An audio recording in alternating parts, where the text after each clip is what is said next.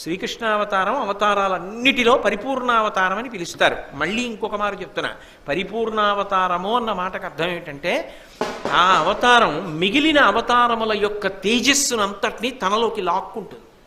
ఒక్క కృష్ణాలయంలోకి వెళ్ళి నమస్కారం చేశారనుకోండి, విష్ణు భగవానుడి యొక్క సమస్త అవతారముల యొక్క దేవాలయములను దర్శనం చేసినట్టు. అది పరిపూర్ణావతారం. అందుకే అటువంటి పరిపూర్ణావతారం కృష్ణావతారం. కాబట్టి అవతారములన్నిటిలోకి అది గొప్పది. అంత గొప్పదైన అవతారం ఎక్కడొచ్చింది? అందరికన్నా చాలా అట్టడుగున పడిపోయిన చోట వచ్చింది. ఎలా వచ్చింది అంటే, ఏ పారులెరుగక ఏ పారుమేటికి పశుల కాపరి ఇంట పాము కలిగి, ఏ తల్లి చనుబాలు ఎన్నడెరుగని ప్రోఢ తల్లి యశోద చనుల బాలు త్రవనిరిగి, ఏ కర్మయును లేక వెలయునొక్కడికి జాతకర్మంబులు సంభవించే, ఏ హానివృద్ధుల నెరుగని బ్రహ్మంబు పొదివిటిలో వృద్ధి పొందనందే, ఏ చదువులనైన ఇట్టిట్టిదనరాని అర్థం అవయవముల యందు అందముంది.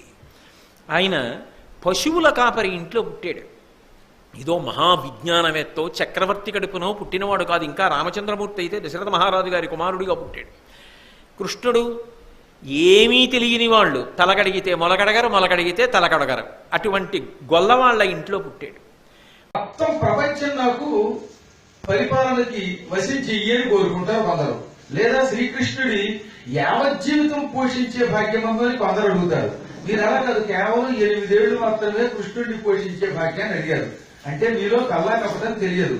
తలకు అడిగితే, అంటే నెత్తి మీద ఒక టోపీ అడిగితే, ఒక బొట్టు అడిగితే, కట్టుకోవడానికి మొలకి వస్త్రం కూడా అడగరు. వస్తువుల మీద వ్యామోహం లేని వైరాగ్య సంపన్నులు, జ్ఞానులు, ఇంత బోడా మనుషులు నేను ఎక్కడా చూడలేదు. మీకు మోక్షం దొరుకుతుంది, శుభం దొరుకుతుంది, కృష్ణుడికి తల్లిదండ్రులే పేరు పొందుతురుగా కానీ వరం ఇచ్చారు. అలా పుట్టింది ఈ సామెత. అంటే సాధారణంగా భగవంతుడు తెప్పించిన సామ్రాజ్యాలు సంపదలు అడగకుండా స్వరూపంగా కోరుకునేటటువంటి వాడు ఉంటారు కదా, అటువంటి సన్యాసుల జీవితం గడిపేటటువంటి జ్ఞానులని, వైరాగ్య సంపన్నులని తలగడిగితే మొలకడగరు, మొలగడిగితే తలకడగరు. అంటే కట్టుకునే బట్టలు అడిగితే నెత్తి మీద పెట్టుకోవడానికి కిరీటం అడగరు, కిరీటం అడిగితే వస్త్రం అడగరు. అంటే ఎక్కువ ఆశ లేని వాళ్ళు అని ఆ సామెత పుట్టింది. ఈ సామెతలో ఏమి తప్పుంది? ఎంత పవిత్రమైన సామెత అంటే, వైరాగ్య సంపన్నులు, అడగడం కూడా చేత కాని అమాయకులు, అంత మంచివాళ్ళు భగవంతుడిని స్వార్థం కోసం అడగరని అర్థం.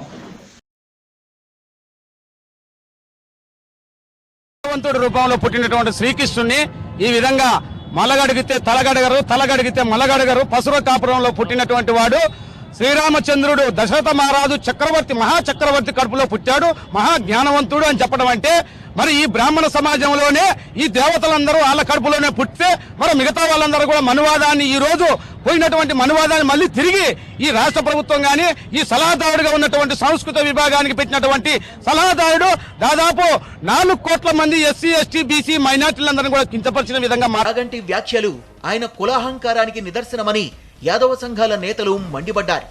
తమ కులం పట్ల ఆయనకు ఎందుకంత చిన్నచూపని విమర్శించారు. చాగంటి కోటేశ్వరరావు గారు